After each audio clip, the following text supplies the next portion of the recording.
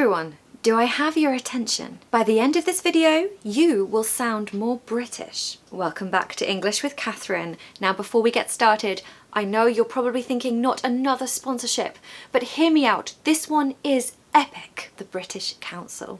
When I was working in London a few years back before the pandemic, I knew this language school as literally the most prestigious language school ever. They had this amazing reputation and everyone knew who they were. So you can imagine my reaction when they emailed me. Today I really want to tell you about the British Council's official, private, online tutoring service. English Score Tutors. This is a premium service for serious learners. If you really want to make your English sparkle, this could be for you. I mean, even their name is great. The British Council. The learning process is truly bespoke, completely tailored to your needs. And of course, you can learn from anywhere in the world. The best thing is that you can create a personalised study plan with your tutor that highlights all of your personal weaknesses that you need to work on. And as an English teacher who has taught hundreds of students, I can't stress how important the personalised approach is.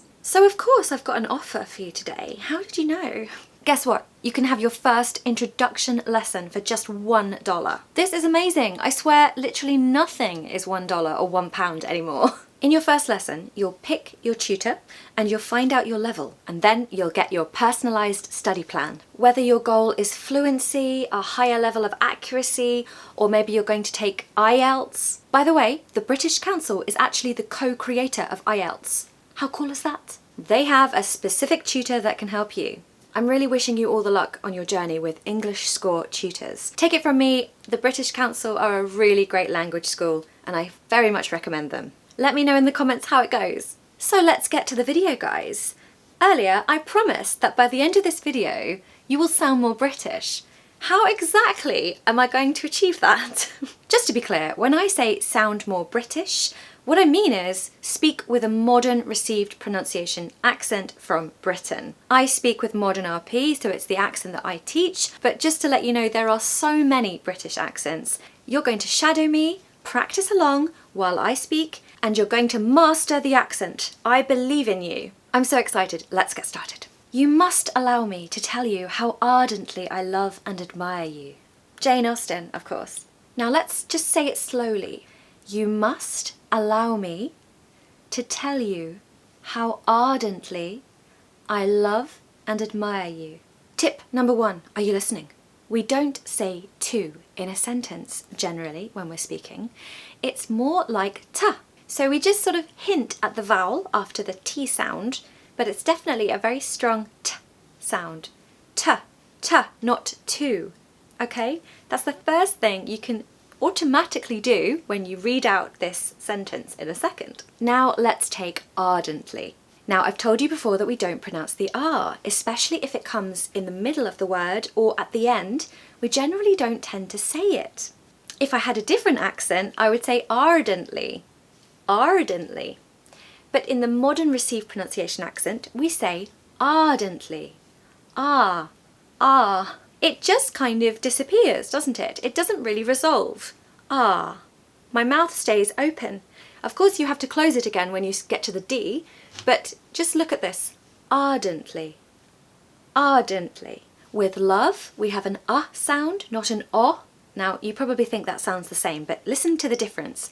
Love, love, love, love. So the second one is not the pronunciation. The first one is what we want. Love.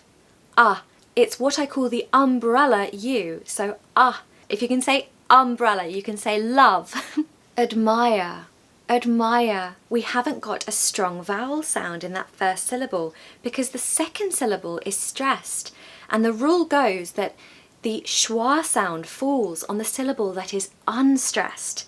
So we have in the syllable that is unstressed. So admire, admire. And of course no R pronunciation at the end. We just say mire, mire.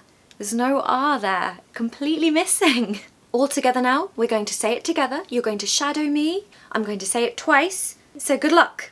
You must allow me to tell you how ardently I love and admire you.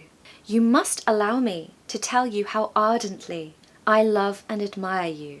The second time I said it a bit quicker. I hope you kept up. Quote number 2 is also about love. Whatever our souls are made of, his and mine are the same. That's from Wuthering Heights by Emily Bronte, one of my favourite novels. So are you ready for the tips? Listen carefully. So if I was American, I'd say whatever, whatever. But I'm not, I'm British. And we do pronounce the T, especially when there's 2 T's. Okay, definitely when there's 2 T's. But here, in whatever, we're going to say that T quite sort of obviously. So whatever, whatever. We're not going to pronounce the R on the end either, are we? You've remembered that from the last quote. Now this is a tip about blending words together. When you have a word that ends with a consonant and the next one starts with a vowel, it's very easy to blend them together. So here we have his and. We're not going to say his and have a break between those. No, we're going to blend them. So his and. So are you ready? Whatever our souls are made of, his and mine are the same. His and mine are the same.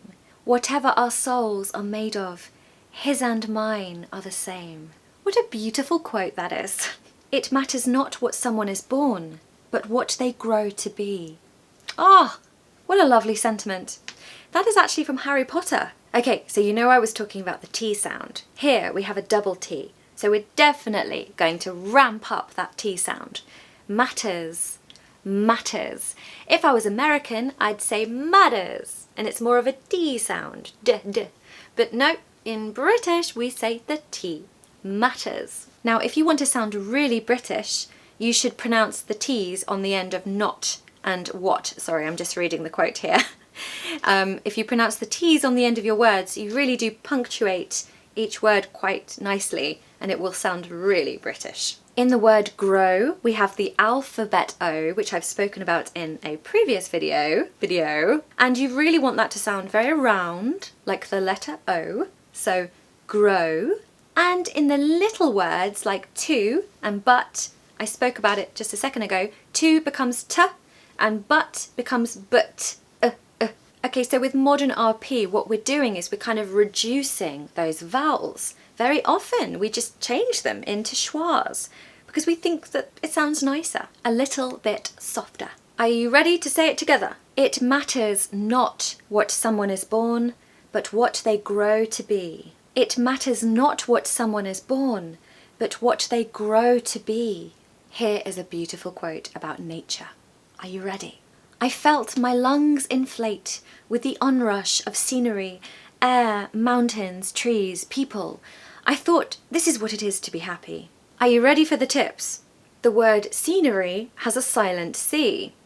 They'll always get you, these silent letters. You just have to learn them, unfortunately. Might be even worth printing off a list and just having it on the wall. So we're not going to say scenery, we're going to say scenery. Scenery. Here we have a classic example of when we don't pronounce the R, which is just quite funny really when I think about it, because it's just air. My mouth stays open so the air can go in, funnily enough.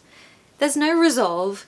Don't be tempted to resolve it, okay? Just leave it open. Air, air. And we have this lovely sound that we get a lot in the Modern R.P accent, which is ow. It's like when someone hits you and you're like, ow! That's the sound you need. Ow. Mountains. Mountains. We don't want to hear mountains, okay? Or mountains. It's mountains. The second part is like tins, like a tin of soup. Think of that word, tin, and you'll pronounce it perfectly. Now, again, if you really want to sound very, very British, you should pronounce the T's on the end of even the little words, like it. But even I sometimes can be a bit lazy with that, and I end up blending them together sometimes so that it sounds a bit more American. I have to be honest. For example, instead of it is, I would say it is, it is. Don't forget to do a really lovely H sound on happy, okay? We want happy, really lovely breathy sound at the start of that word. I know in certain languages H is really difficult because maybe you don't have it.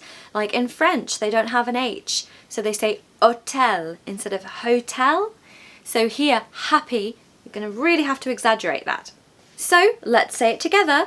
I felt my lungs inflate with the onrush of scenery, air, mountains, trees, people. I thought, this is what it is to be happy. I felt my lungs inflate with the onrush of scenery, air, mountains, trees, people. I thought, this is what it is to be happy. Well done, everyone. You did really, really well. I know you did. If you follow those tips, you're going to sound like you have the Modern R.P accent, which I know is why you clicked on this video. I hope I've given you the confidence to believe in yourself that you can sound how you want to sound. But just remember, accents are a very personal thing. For me, the most important thing is to be understood, you know, by another human being. It's all about comprehension. But I know accents can be very personal because they're wrapped up with identity and who you identify as, and that's up to you. Thank you so much for watching, as usual. I know that I always say that, but I really mean it. Let me know in the comments what you thought of this video, if you found it helpful or not. If you could click subscribe, obviously that would be wonderful, but no pressure. And of course, I'll see you next Friday for another video. Bye.